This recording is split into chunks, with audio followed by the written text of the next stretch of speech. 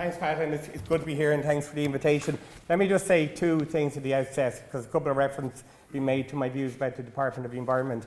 Yes, I believe that department should be shut down, and yes, I believe that the powers of that department need to be smashed. It is the fundamental obstacle to local government reform in this country, and I make no bones about that. And can I also say, and I'm sure Senator Humphreys mightn't be too pleased about this, but I deeply regret my party's connivance and collaboration with Phil Hogan on the destruction of local government in the Putting People First document. It was the most disgraceful piece of legislation and the most disgraceful abuse of the word reform that I've ever seen in legislation in the Dáil. There was no reform in that whatsoever. Dublin does need a longer term mayor, and I think that's the key. I think direct election is probably the best way to achieve it and to give it a democratic mandate, but the key is a longer serving Lord Mayor. Dublin needs a voice. That's the big problem. And it's not just about who do you call when you want to call Dublin. It's about who's in charge of Dublin, who will advocate for Dublin, who will lead for Dublin. And when I talk about Dublin, and we'll come to the 4 questions, I'm talking about the county. In Ireland, identity is very important. There is an identification with the county, and I believe we should stick to that.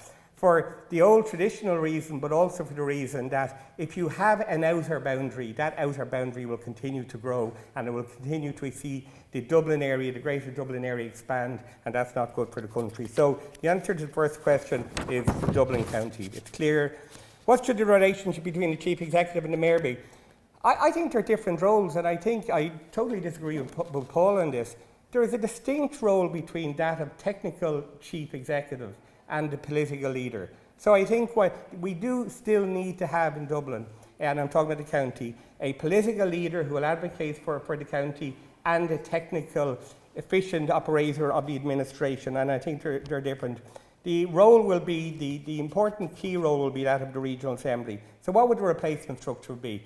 And this is a much longer debate, and I'm being very brief. I think we need to have a directly elected Regional Assembly, probably of about 20 members who are full-time. I think that they would have responsibility for a lot of the work that councillors are now finding it just too difficult to undertake for time reasons. I believe it should be funded through the reduction of the absolutely crazy increase of council numbers that Phil Hogan imposed in Dublin the last time round. We are not a better council in Dublin City because we have 63 members rather than 52.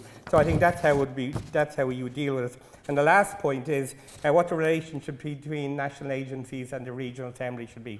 Quite simply, all public service providers should be answerable to the directly elected Mayor and the directly elected Regional Assembly, full stop.